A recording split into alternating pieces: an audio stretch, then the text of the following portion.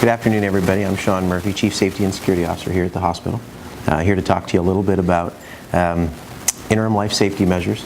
And in the interim life safety measure we're going to talk about today is fire watch. And so what is fire watch? Again, it's an interim life safety measure the hospital is required to put in place to make sure that we meet the life safety code. And so what does that mean to me? Really what it means is if a system isn't working correctly, we in essence become the system, so that we end up sounding an alarm or calling for additional resources to ensure that we are able to respond to the fire. We detect and notify and respond as needed. And so when is this supposed to happen? Fire watch is conducted when construction work has to be completed. It's also anytime we have a sprinkler system that's not functioning as designed, or when we have an alarm system that's not functioning as designed. And so this is all incorporated in the interim life safety policy, which is 12.06, and that covers the duties of the fire watch monitor. Those are in the attachments that are at the end of that, in sections D, which are the duties, and E, which covers what your responsibilities are. And so the fire watch responsibilities are really to patrol in the time frames that they're required to do so. For our intent today and what we're required to do right now, that's a 15-minute interval. And so what does the fire watch monitor do? They come on to the assigned or designated area. In our case today, what we're going to talk about is on a ward. And they patrol that particular area, looking for signs of smoke, looking for signs of fire, and making sure that we don't have a combustible load in any place that's going to present some hazards or challenges for us. And so we'll talk a little bit about what that looks like in a few minutes, but in the meantime, what I want to talk about is what the responsibilities are of the fire monitor as they walk on the ward. So their responsibilities are to walk and inspect every room on the ward that they can access. And so what that inspection looks like is opening up the patient rooms for each individual patient, obviously being respectful and mindful of the fact that this is happening to the patient every 15 minutes, and also taking a good look and ensuring that there's no smoke and there's no fire in the area. Okay? If you walk up on a door that you can't open because you don't have a key, obviously we have keys to all doors at the hospital. Those are logged in the key control centers out at the communications center in various locations out of the hospital. But for the intent of the fire watch, our responsibility is simply to touch that door. If you can't open it, you look in the window if there's a window there, and touch that door to feel for heat, smell for smoke, and visually assess for fire. So again, patient rooms, open them up. Cautiously be aware of the fact that you're opening up a patient room in a psychiatric setting, and be aware of what's going on around you, so situational awareness, but then also looking for smoke and fire. The other non-patient rooms, those are doors that you may not be able to access. And again, touching those is important. And so if you detect a fire, what do we want you to do? Right? We want you to make sure that you call extension 2222 to sound the alarm and let us know what we've got going on. There's a radio assigned to each particular ward that you can also use to make notification in a timely way. And then you want to assist with evacuation and getting folks off of the ward. Another thing that you can do is also put out the fire. If you choose to put out the fire, obviously we don't want folks putting themselves at risk, and you have the same responsibility of putting out the fire that any citizen would in a public spot. Okay, and so if you know the area where your extinguishers are, know the evacuation routes that you're going to help support patient safety by evacuating the area, and then if you feel like you can support extinguishing the fire, know how to do so. And we've all been trained with PASS and the fire extinguishers and how we go ahead and employ those. So where are the forms? What do we have to do with this? The forms are located on each ward in a designated area. That designated area, the form and the log and the clipboard need to stay in that area so that all staff who are responsible for doing this check know to come back to that area to pick up the log. That log, in effect, is the document that accurately reflects that we've performed the checks that meet the life safety code. We'll talk a little bit more about how to fill those forms out in a minute. But what that documentation is critically important for us to make sure that we get done and that those checks are done within 15-minute intervals. And so what that means is, as I come onto the ward, I move to the location of the clipboard, and I sign on that I'm performing the fire watch for this particular ward, and that it's being done at this particular time, and then I sign off the fact that I've started that. At the completion of that, that check, you're also going to want to make sure that, again, you sign the ward, you sign the time that you completed the check, and a signature at the end of that as well. The logs are located right now in patient areas close to the red phone in every one of the wards.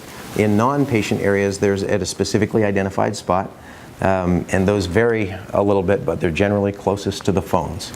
And the other thing that's on there is a location, or excuse me, a listing of the numbers that you would call if you have concerns or problems during your fire watch check. And so, again, to talk a little bit about some of the challenges that you may come across, I want to talk about relief factor and making sure that folks, once they're trained appropriately, they go on to the ward and they don't leave that ward until they've been properly relieved.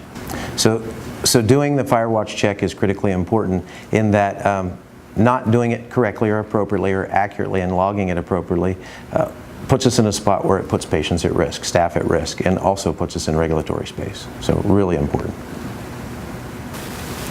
Any other questions? I have a question. So what if I have to use the restroom, or what if I need to leave early?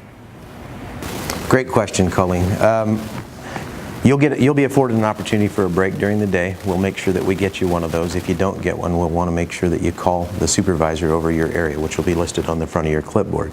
Outside of that, it's really important that if you've got to go for a bathroom break or a very quick break, that you communicate. If you think you're going to take longer than the time it'll take for you to get back during the 15-minute interval, that you contact the charge nurse, or you contact the area supervisor, or contact the security supervisor. All of those numbers will be listed on your clipboard to make sure that we have appropriate relief and that we're not missing some of our regulatory requirements. Good question. So I have a question. Can I do other duties while I'm monitoring? Great question.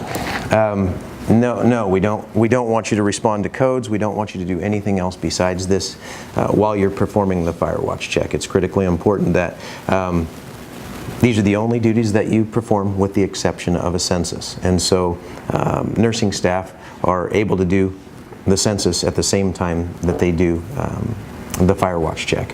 And the reason for that is inevitably what you have is you're checking all areas of your ward to validate that patients are where they're supposed to be at the same, and that they're okay, while at the same time you're opening the same areas to validate that there's no fire or smoke in that area. And so, again, nursing staff can do census and fire watch.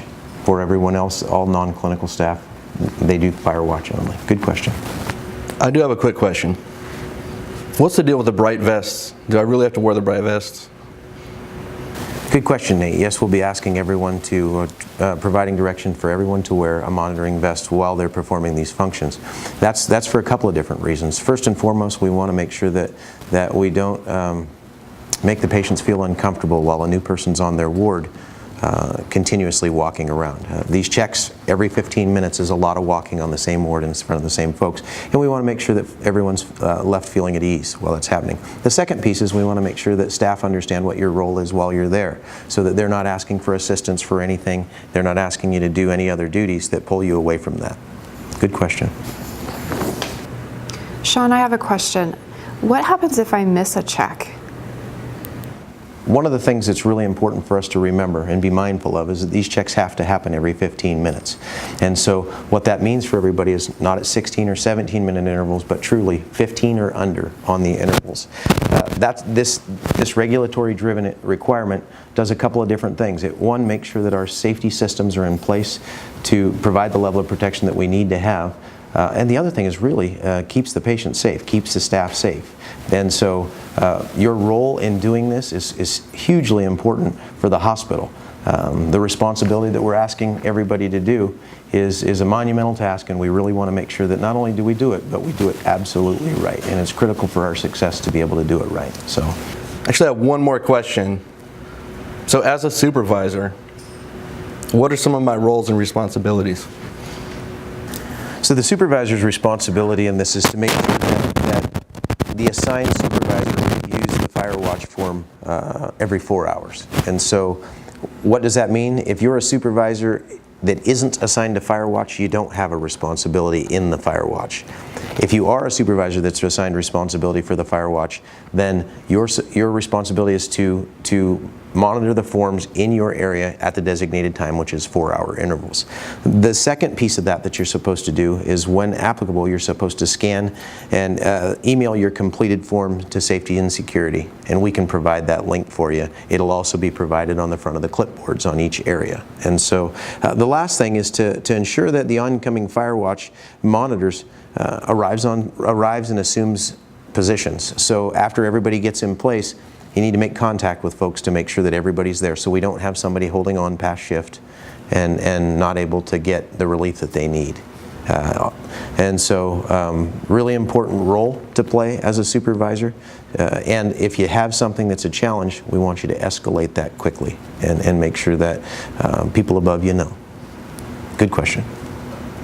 Want to thank everybody. I know that this is a task that is outside of the normal duties for everybody. Everyone's flexibility and everybody's willingness to do this task to get us through the challenging time while our systems aren't functioning in the way that we want them to is extremely helpful for us. It's extremely helpful for all of us in our future at the hospital, and extremely helpful for patients.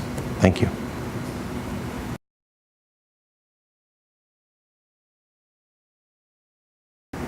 Consistent approach. Go door to door and follow the same process to ensure that we don't miss any of the areas. Vests required. Wearing the vests on the ward helps identify who you are and your responsibility. Thorough and accurate logging. Write down specific time frames for each log entry. Stay at your post until properly relieved.